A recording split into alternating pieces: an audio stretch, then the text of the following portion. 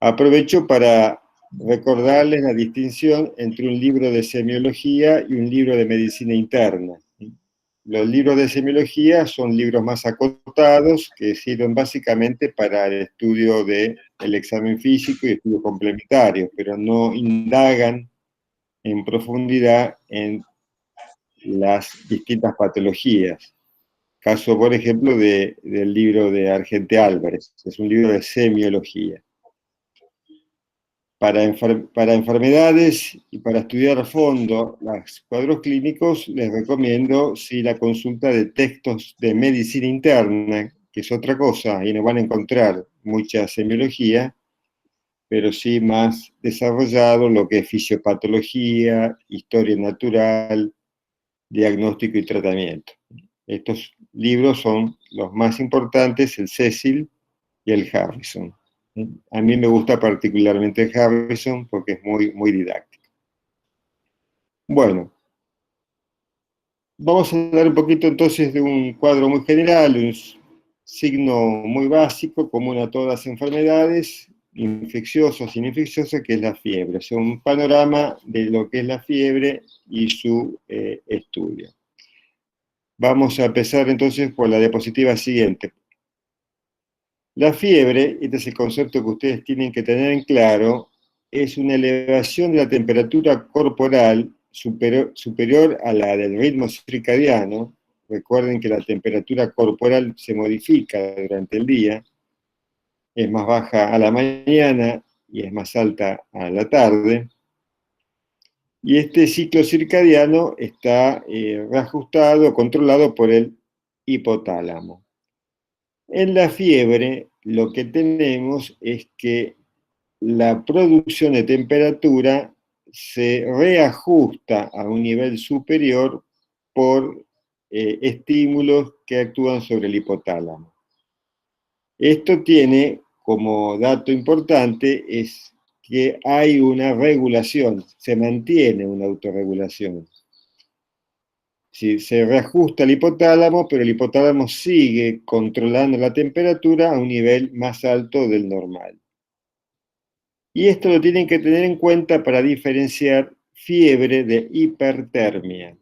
Hipertermia es la elevación de la temperatura corporal, pero independiente del reajuste hipotalámico. ¿Qué les parece a ustedes que es más potencialmente más grave y más dañino? ¿La fiebre o la hipertermia?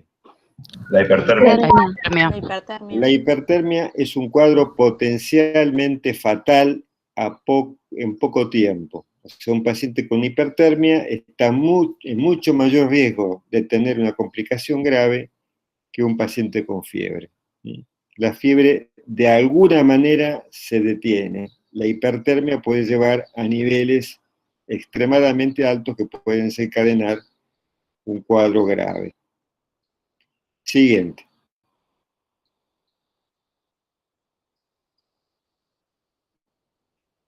El rango promedio de temperatura corporal normal es la que están ahí. Memorícenlo. Recuerden que la temperatura que usamos estándar es en la cavidad oral y la temperatura central, que es la que medimos, por ejemplo, en la arteria pulmonar, suele ser un poquito más alta que la temperatura periférica. Siguiente. Recuerden que la temperatura la podemos medir por métodos periféricos, que son los que usamos habitualmente, con el termómetro colocado en el oído para medir la temperatura de la membrana timpánica, por infrarrojos, o por la arteria temporal, en la axila o en la cavidad oral. La medición axilar de la temperatura hoy en día se desaconseja. ¿Alguien tiene alguna idea por qué se desaconseja este tipo de medición? Está muy susceptible a dar bajos registros porque el paciente está deshidratado o está desnutrido, o en pacientes añosos, la temperatura axilar suele subregistrar la temperatura corporal. Entonces, no se recomienda el uso de esta temperatura. si la timpánica o la en cavidad oral. Hay métodos centrales para medir la temperatura, por ejemplo, colocando un catéter en la arteria pulmonar o en el esófago, pero son métodos que habitualmente no forman parte del control clínico. Se hacen sobre todo en unidades de cuidados intensivos. Pero una opción, en caso de duda, puede ser la temperatura rectal. Esa es una buena medición, siempre y cuando se haga con cuidado. Recuerden que en pacientes neutropénicos está contraindicada, pero en otros casos puede ser una buena opción para constatar la presencia de fiebre. Se usa, por ejemplo, mucho en los bebés, ¿no? Siguiente. Entonces, hablamos de fiebre cuando la temperatura matutina supera la cifra que está ahí en la diapo, o la vespertina. Si fíjense que el nivel es distinto si se toma a la mañana o se toma a la noche. Es muy común que una persona venga a consultar porque se tomó la temperatura a la tarde y dice, doctor, me dio más, pero bueno, tienen que tener en cuenta que a la tarde la temperatura puede llegar a niveles de 37,7, ¿sí? Hasta las 6 de la tarde. Entonces, hay que tener en cuenta la variación circadiana. Lo más sensible, lo que yo recomiendo es tomar la temperatura a la mañana. Una temperatura a la mañana de 37,3 es fiebre, es más sensible. La hiperpirexia es un término que se reserva para los cuadros de temperatura corporal muy altos, muy extremos, más de 41,5. Esto es poco frecuente y lo vemos habitualmente en pacientes con hemorragias cerebrales. Hay un punto importante, que muchos pacientes pueden tener un cuadro grave, infeccioso, y no tener fiebre. O sea, la ausencia de fiebre no descarta infección o inflamación grave. Esto lo vemos mucho en pacientes ancianos con falla renal crónica o que están tomando antiinflamatorios. O sea, la ausencia de fiebre no descarta una infección o una inflamación aguda. ¿Alguna pregunta hasta aquí o podemos seguir adelante? Este material está en todos los libros, yo simplemente se los voy recordando. Siguiente.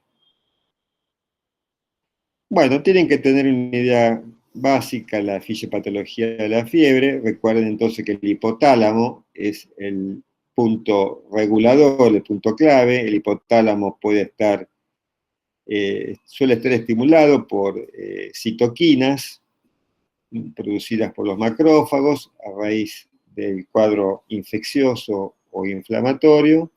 Estas citoquinas se llaman pirógenos endógenos, o puede haber pirógenos exógenos como lipopolisacáridos bacterianos que también estimulan el macrófago y liberan los pirógenos endógenos. El hipotálamo entonces es el punto clave. Esta vía después la repasan tranquilos, no hace falta que entremos en detalle. Siguiente. Bueno, si el paciente tiene fiebre, ¿cuál es la conducta diagnóstica que debemos aplicar? Hemos hablado en la clase anterior de la importancia de la entrevista, a la cual le sumamos el examen físico, y según los hallazgos de la entrevista y del examen físico pedimos estudios complementarios. Pero lo que dicta la conducta es los dos primeros, la entrevista y el examen físico. Veamos entonces la entrevista.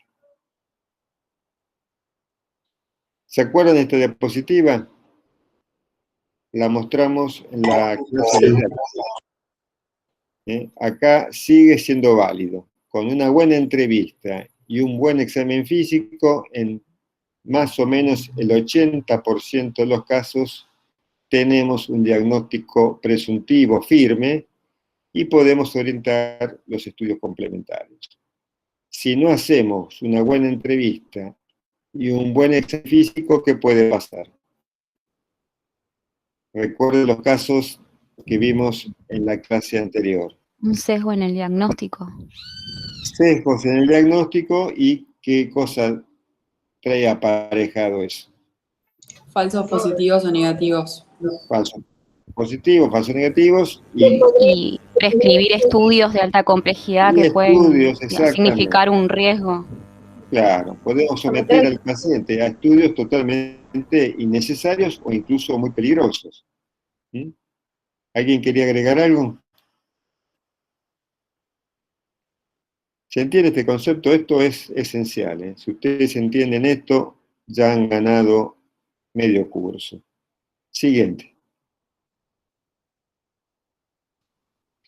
Bueno, ¿se acuerdan la importancia de la entrevista integral? Hablamos mucho la clase anterior. Hay que tener una etapa no dirigida, porque a veces en esa etapa no dirigida, con preguntas abiertas iniciales, el paciente nos tira muchos datos que quizás pasen por alto si entramos directamente en la etapa dirigida. Entonces, escuchar, preguntas abiertas, y después sí, cuando ya estamos más o menos orientados, podemos entrar a un menú de preguntas dirigidas para precisar qué tipo de fiebre y qué etiología pueda tener esa fiebre.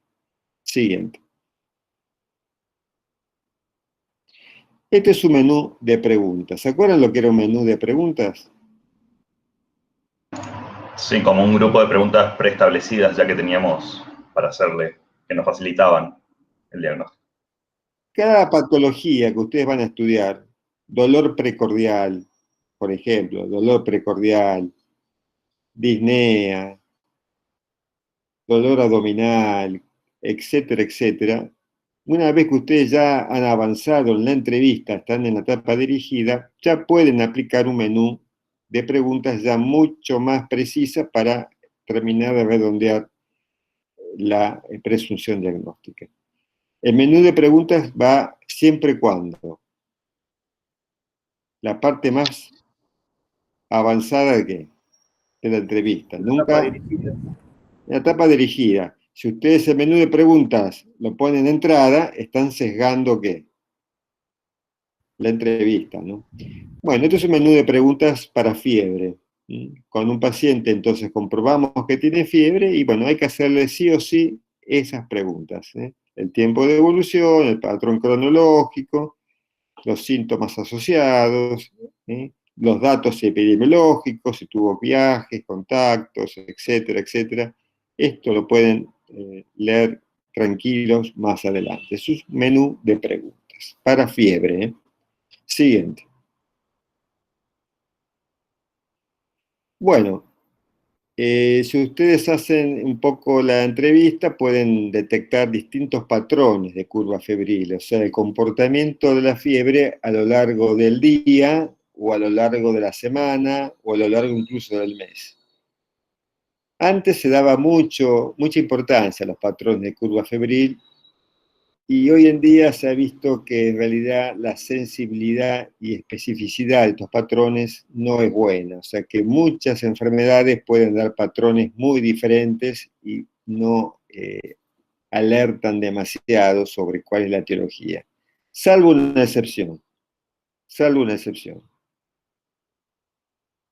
La malaria o el paludismo, que ahí sí tiene un patrón bastante característico. Pero si no es esa malaria o el paludismo, en general, los patrones de curva febril, veamos la siguiente.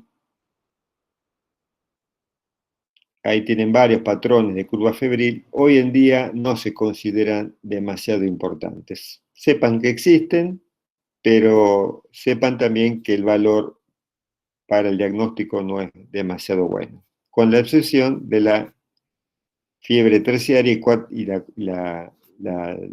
paludismo. Las La versiones fiebre de paludismo. cuartana. ¿Cómo? La fiebre cuartana. Claro, hay varias opciones de paludismo, pero el comportamiento de la curva febril en cualquiera de esas versiones podría ser de utilidad. Los demás patrones están hoy en día un poco desacreditados. Al siguiente, por favor.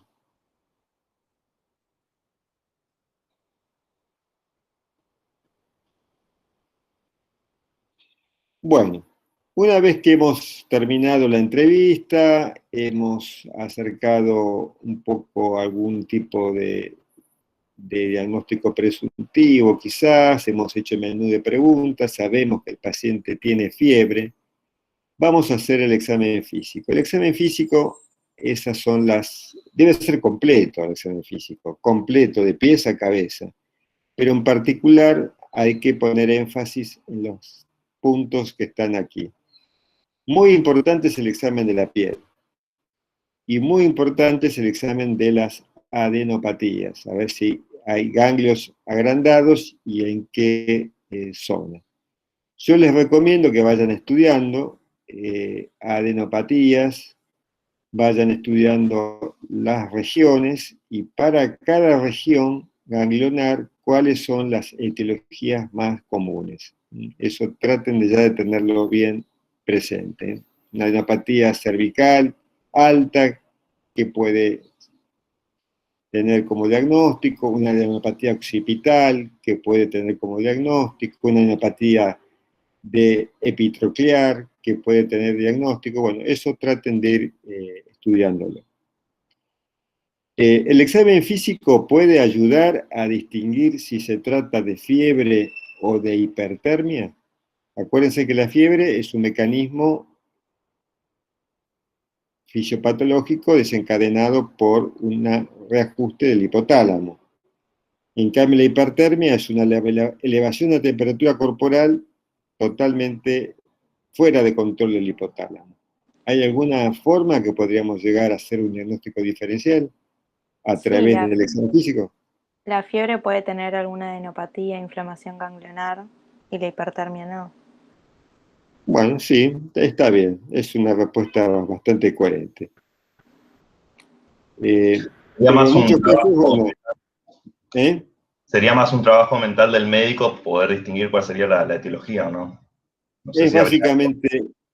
básicamente el diagnóstico diferencial, pero el examen físico es muy difícil. Realmente uno sospecha hipertermia cuando la entrevista orienta datos que sugieren una fuente externa de calor muy importante, una exposición al sol, a un ambiente cálido, o por ejemplo, una actividad física exhaustiva, que son las causas más comunes de hipertermia. Temperaturas elevadas en sujetos que tienen dificultad para transpirar, sí. Igual, Escucho. ¿Alguien quería aportar algo? Les decía, ¿no?, que la hipertermia, por ejemplo, se ve en personas que están en ambientes muy cálidos y consumen medicamentos que tienen un efecto tipo atropínico, o sea, que impide la transpiración. Esos están expuestos a la hipertermia. Se puede ver, por ejemplo, en pacientes ancianos durante épocas de verano. Bueno, el examen físico, entonces, Tengo una consulta. son esos puntos los más importantes. ¿Cómo? Sí, entonces la fiebre atropínica que decimos es una hipertermia, no es una fiebre. El paciente que consume sustancias que tienen algún efecto anticolinérgico, Claro, y hay muchas, sí. en circunstancias de exposición a altas temperaturas, pueden desarrollar una hipertermia grave, que no es fiebre, es hipertermia grave. Ah, Ahí claro. el hipotálamo no tiene nada que ver, ahí simplemente no puede eliminar calor porque está con un efecto anticolinérgico. Eso Bueno, claro. se ve en algunas circunstancias, pacientes medicamentados y circunstancias de mucho calor. Sí, gracias. Siguiente.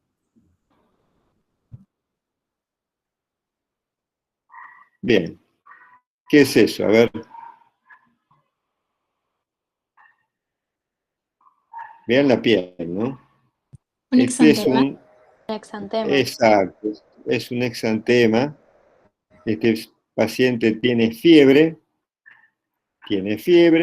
y lo llamativo, además de las adenopatías, que por supuesto no las podemos comprobar por una diapositiva, tiene adenopatías cervicales bilaterales, tiene una intensa odinofagia, adenopatías cervicales bilaterales y este exantema que se llama morbiliforme. ¿Saben qué significa morbiliforme?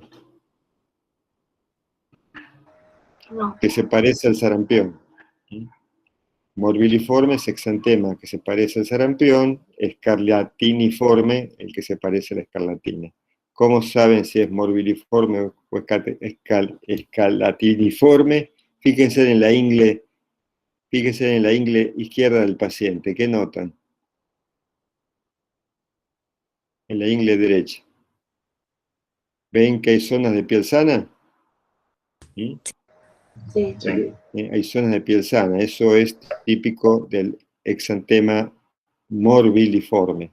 Se puede ver en el sarampión, en la mononucleosis infecciosa, que es el caso de esta persona, en reacciones alérgicas a antibióticos u otros medicamentos que pueden dar fiebre y exantema. Recuerden que los medicamentos pueden producir fiebre, y los antibióticos pueden producir fiebre.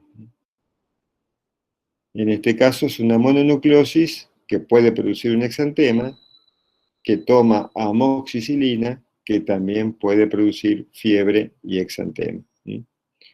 Bien, siguiente.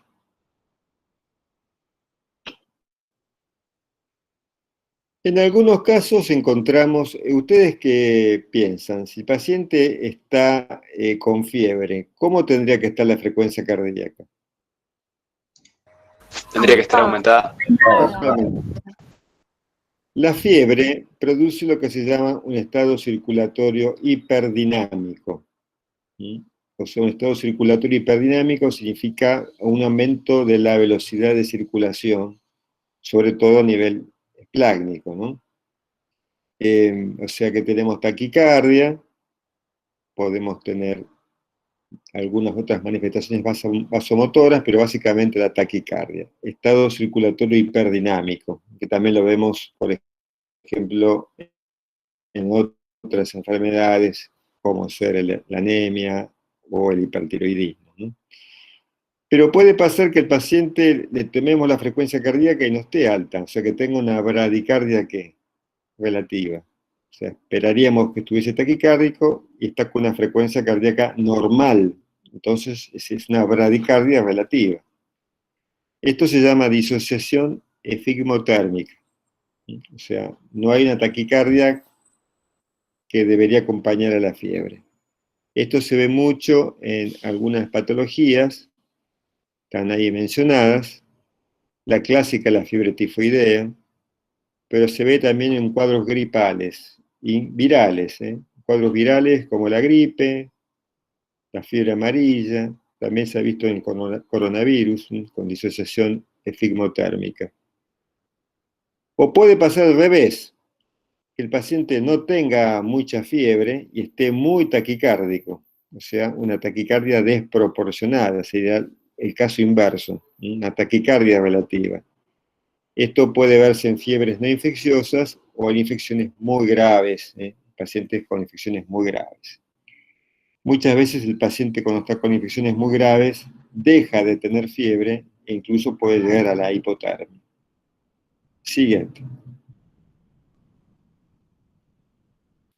Bueno, los pacientes con fiebre y un cuadro inflamatorio o infeccioso suelen tener elevados lo que se llaman los reactantes en fase aguda, la eritro, la proteína C reactiva, y algunos bajan, como la albúmina y la transferrina. Esto es interesante recordarlo porque la albúmina en un paciente con fiebre o infección no sirve para determinar el estado nutricional, porque está disminuida por ser un reactante de fase aguda. Siguiente.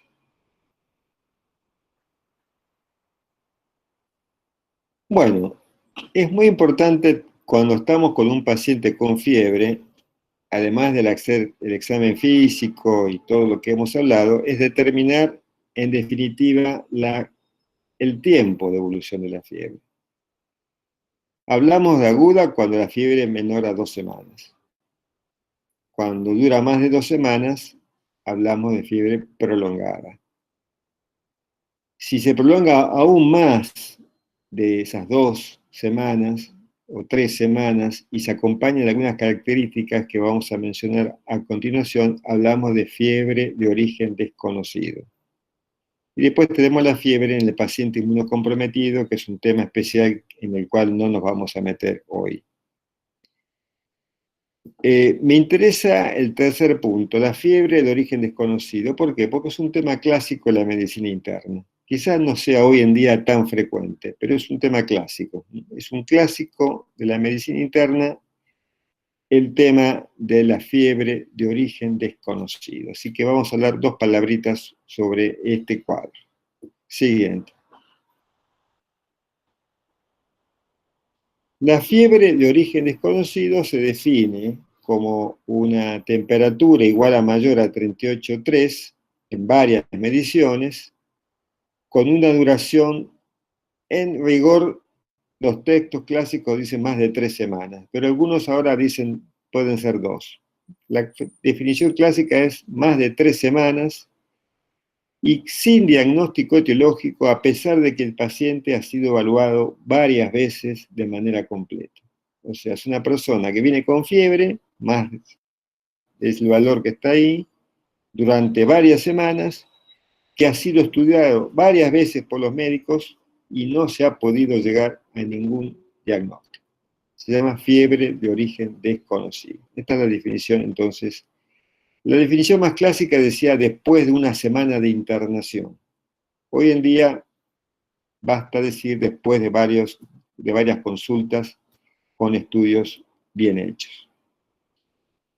¿Por qué un paciente puede tener una fiebre de estas características? O sea, que dura bastante, que es importante, que dura bastante y que a pesar de los estudios complementarios de rutina no podemos llegar a ningún tipo de diagnóstico.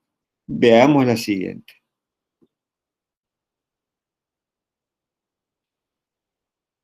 Tenemos que ver primero la situación del paciente. La fiebre de origen clásica es el paciente que viene de afuera, que viene de su casa y que empieza a ser estudiado porque la fiebre dura más de 3 semanas. La nosocomial es el paciente que ya lleva internado varias semanas dentro del hospital y no hay ningún tipo de orientación. Y después hay 2 variedades muy específicas que la van a ver en infectología, que es la asociada a neutropenia y asociada a la infección por el virus de inmunodeficiencia. Yo me voy a dedicar solamente a la primera forma de fiebre de origen desconocido, que es la clásica, o sea, el paciente que no ha estado internado, no tiene neutropenia y no tiene HIV. Forma clásica. Veamos.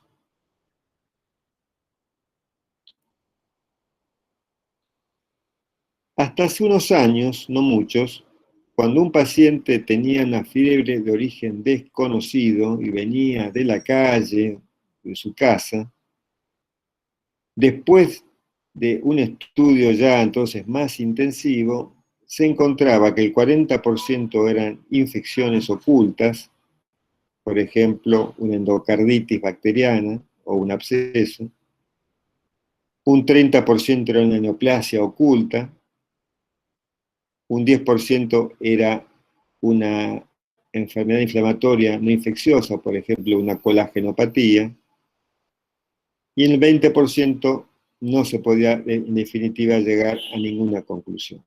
Este era el panorama, diría yo, en el año 2000. ¿Qué pasa ahora más cerca de la actualidad? Siguiente.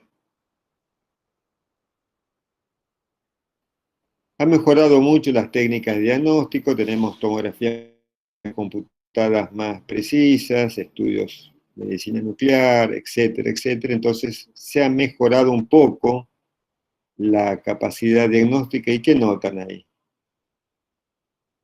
Que las infecciones bajaron un 16%, las neoplasias el 7%, las colagenopatías son un poco más frecuentes, 22%, Pero miren qué interesante, en el 50% de las personas que tienen fiebre de origen desconocido, que vienen de su casa, o han estado hospitalizadas, en el 50% no se puede llegar todavía a ningún diagnóstico.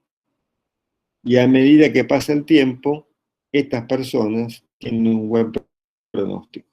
O sea, el hecho de no llegar a un diagnóstico y pasar el tiempo, en general, es considerado un dato tranquilizador. ¿Alguna pregunta hasta aquí? Bien, creo que hay una más. Esto es todo los estudios complementarios que se tienen que hacer en un paciente que tiene una fiebre de origen desconocido clásica, o sea, un paciente que tiene fiebre durante más de 3 semanas y que no ha podido ser determinada en varias consultas ambulatorias. Entonces hay que rechequear todos estos análisis de sangre. Fíjese que agregamos estudios para ver si hay una colagenopatía, como el FAN, que es el factor antinuclear, el factor reumatoideo, agregamos la serología para HIV, hemocultivos, urocultivo, pruebas de tuberculina. Esto es lo mínimo que hay que pedir entonces en un paciente con fiebre de origen desconocido. Y además de esto, siguiente,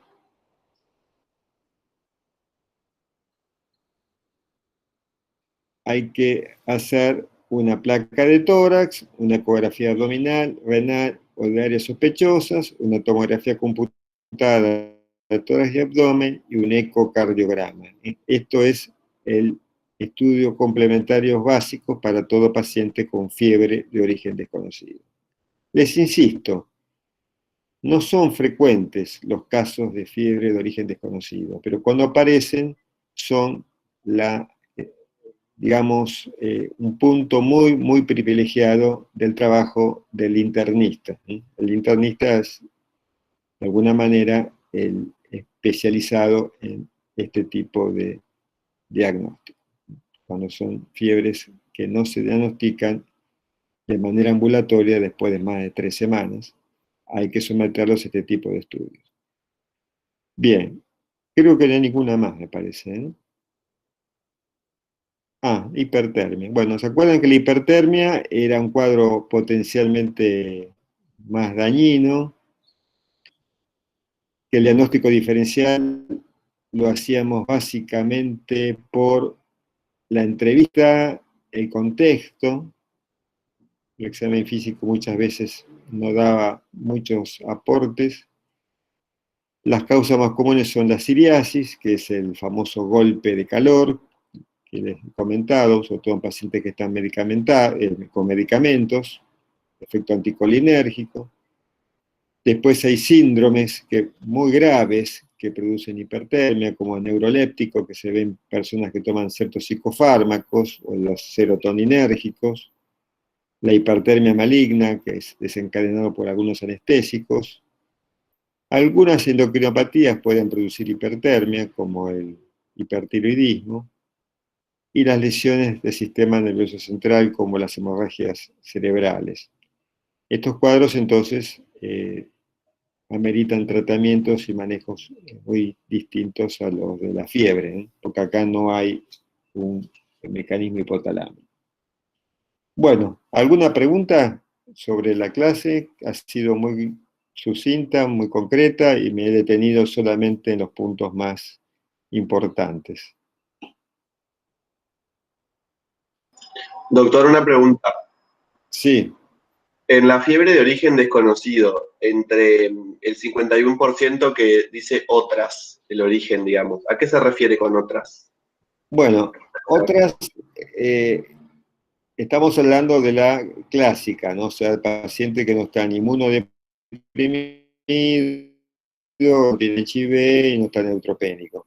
Y otras es una bolsa de desastre, hay de todo, pero buena parte de esas otras son idiopáticas. ¿Sí? Son idiopáticas. En realidad, debía haber puesto ahí más bien idiopáticas. ¿Sí? Idiopáticas. O sea que en definitiva, 50% las etiologías pueden ser relativamente exóticas o directamente no se llega a ninguna conclusión. Yo Perfecto. pondría ahí idiopática. Me parece que otras confunde. Pone idiopática, corregí y pone idiopática.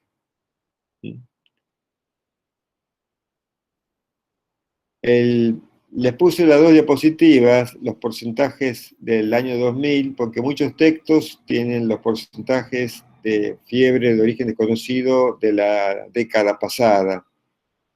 La última diapositiva son las investigaciones más recientes que han cambiado los porcentajes. Así que tengan en cuenta ese dato, que es una actualización nada más.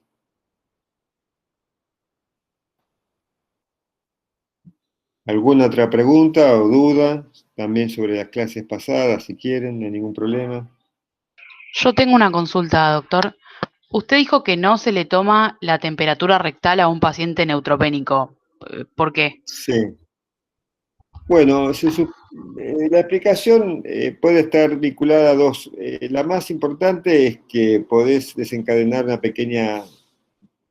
está el riesgo de generar una pequeña bacteriemia, y esto puede ser letal para un neutropénico.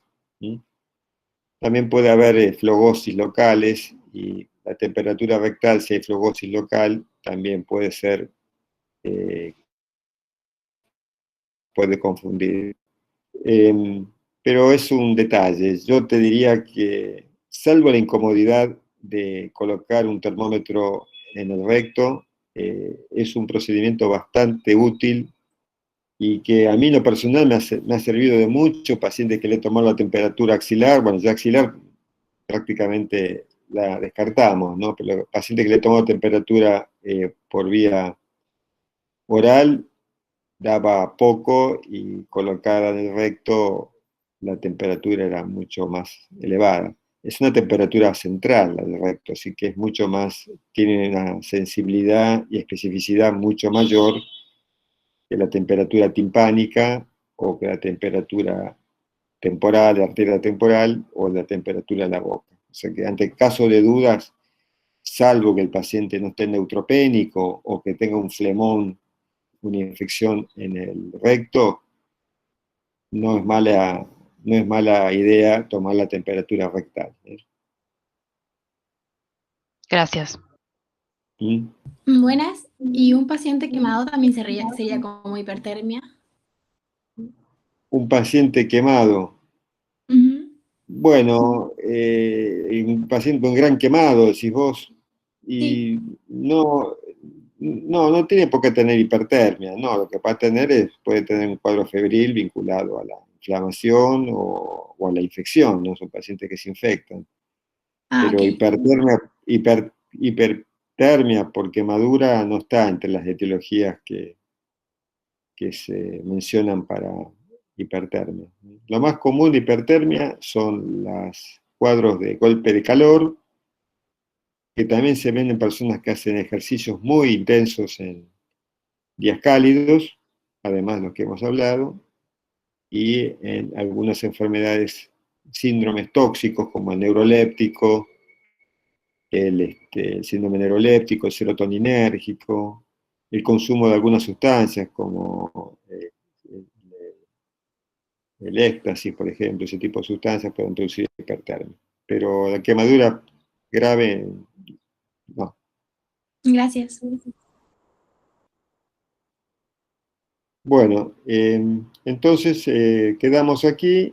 Cualquier duda me pueden consultar a través del correo. Y les insisto, para el tema lo pueden leer bien en el texto de semiología de Sargente Álvarez, y si quieren profundizar mejor, siempre insisto, usen un texto de medicina interna como ser el Harrison, que tiene un capítulo dedicado a fiebre, o el Cecil, que también tiene un capítulo dedicado a fiebre. Y les recuerdo, y vayan también estudiando bien el tema de los grupos ganglionares. Para cada grupo ganglionar, traten de recordar las etiologías más comunes para cada grupo ganglionar. Bueno, Karina. A ver, está ahí Sí, Karina. doctor, estoy acá. Bueno, yo iría para el hospital tipo 10 menos 20, estaría, decirle Perfecto. como para que no se inquieten, ¿eh? Perfecto, doctor.